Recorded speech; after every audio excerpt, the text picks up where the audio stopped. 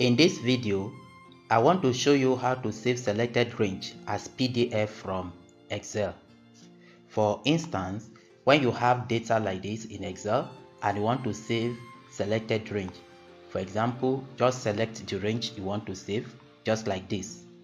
So to save it as PDF from Excel, I'll show you different ways. The first way I want to show you, after selecting the range you want to save, click on File. Then click on Save As. Navigate to the folder where you want to save it. Let's just save it on desktop. Then here, select the format.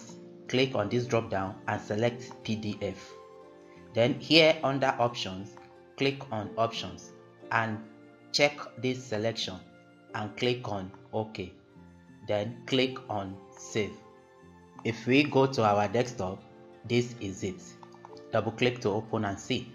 So you can see it has been saved as PDF, only the selected one. The second way I want to show you is this. Select the ones you want to save, click on this drop down and click on More Commands. Here, choose Command, click on All Commands. Then scroll down, see this Publish as PDF. Select it and click on Add.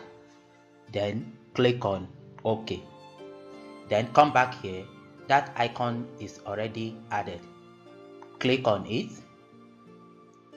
Then select your folder. Let's name it Dump Site 2. Then under these options, check Selections and click on OK. Then click on Publish. If we go to our desktop, this is it. Double click to open it. You can see this is it.